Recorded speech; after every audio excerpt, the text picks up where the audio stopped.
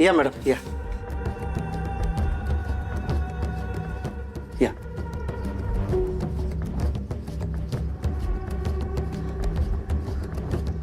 हे बघा इथं पाण्याच्या बॉटल्स आहेत आणि आंघोळीसाठी आत पाण्याचं गिझर आहे. उजवीकडे गरम पाणी आणि डावीकडे थंड. आणि 11 वाजेपर्यंतच नाश्ता मिळतो आणि दुपारी 3 पर्यंत जेवण आणि रात्रीचे जेवण 11 वाजेपर्यंतचा. आणि काय लागलं तर मला फोन करा. बरं येऊ का? एक मिनिट. थँक्यू. येतो.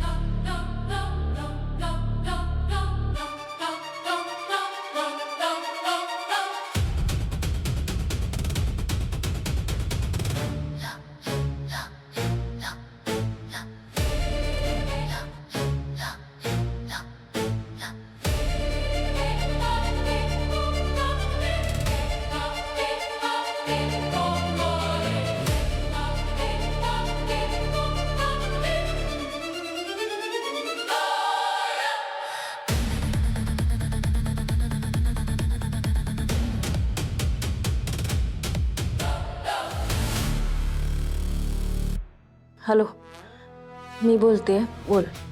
मॅडम तुमच्याबद्दल पेपरात बातमी दिली. हां, पाहिली मी. गावातली मुलं सोशल मीडियावर कॅम्पेनिंग करतात. थोडं सावध राहा. तू अशीच नजर ठेव. हो मॅडम.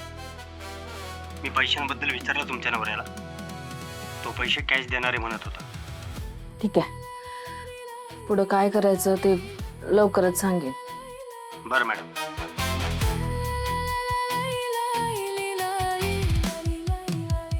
गोपाळराव, तुम्ही धुरतात, चालाखात, एवढं तर कळलं होतं मला.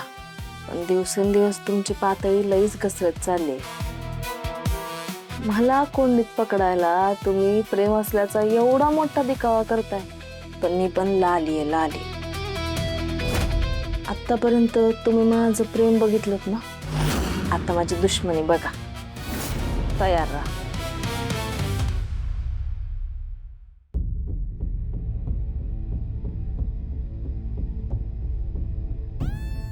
ओ गोपाळ अजून कस काय नाही आला? त्याचा काय भरोसा आहे वय? आव कवा कवा निम्म्या रातीला घरात येतो, कवा कवा निम्म्या रातीचा घराच्या बाहेर जातो. आणि अहो कवा कवा तर हेच भी नाही रातचा. काय सांगायचो बाई तुम्हाला? तू जाते का त्याच्या माग? कुठं जातो बघायला? अगं त्याची बायको गायब आहे, हुडकायला जातोय, दिवस रात्र मेहनत करतोय तो. आणि तू इथनं उंटावरून शेळ्या हाक फक्त. नाही तर काय, तिला नुसतं निमित्तच लागतं माझ्या लेकाला काही ना काही बोलायला. गोपाळ कुठं होतस लेकरा तू? लाली सापडली का?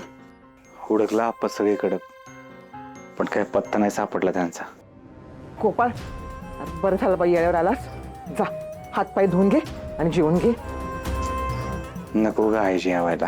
अरे जेवणच गोड लागा ना मला. गोपाळ बघ बाळा, मी तुझी अवस्था समजू शकते रे, पण असं पोटाला मारून काय होणार आहे रे? चल 2 घास खाऊन घे.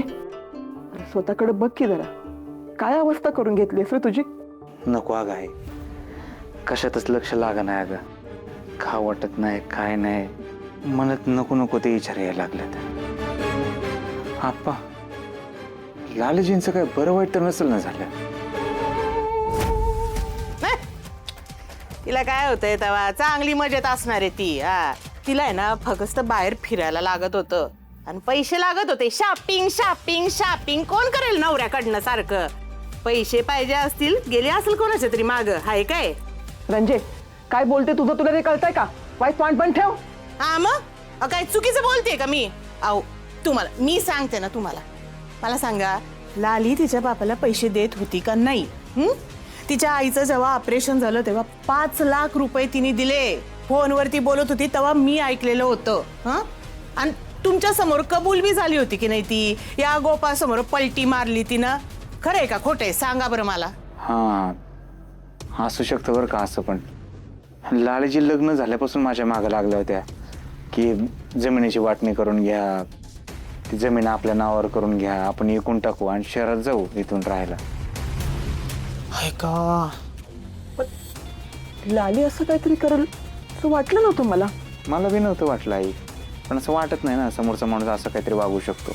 त्यांना समोरच्याच्या मनामध्ये चांगुलपणा निर्माण करायचा असतो, आपण किती चांगले असं दाखवायचं असतं. मला लय वेळा म्हणला जाऊ शहरात, इथं काय माझं मन लागा नाही. मी त्यांना स्पष्ट सांगितलं बरं का आई आप्पा, म्हटलं मी काही येत नसतो. इतकी वर्ष झाले घरापासून लांब आहे, माझ्या आई बापापासून लांब आहे, मी नसतो येत. काय गोपाळ, आता जर का तू कुठे गेलास ना निघून तर मी तुझ्याशिवाय नाही जगू शकणार ना. अगं आई काय बोलतेस तू? मी नाही कुठं सोडून जाणार. आता मला आई आणि आपण तसेच राहायचे. या लालीला ना काही संस्कारच नाहीत. हा तिचा बापी तसलाच. आणि हे बघ, खरंच तिच्या आपल्या प्रॉपर्टीवर डोळा असेल ना तर तू काळजीच करू नकोस. मी आहे तुझ्या संग. मी बघतोच ना हे दोघं कसे आपल्या वाट्याला जातात ते. अरे देशमुख म्हणजे कोण समजले कोण आहे? ए वाढ त्याला जेवायला. जा बाळा जिम घे जा. बाय गोपाळ, हे बघ तू काय बी काळजी करू नकोस बघ, आम्ही समधी तुझ्या सोबत आहे बघ. चल. फुलता मी मदत करते तुला. मग तर विषय संपला. आता ती लाली या घरात परत आली तरी माझं काहीही बिघडवू शकणार नाही. आता जे काय बिघडवणार, जे काय करणार ते मीच करणार.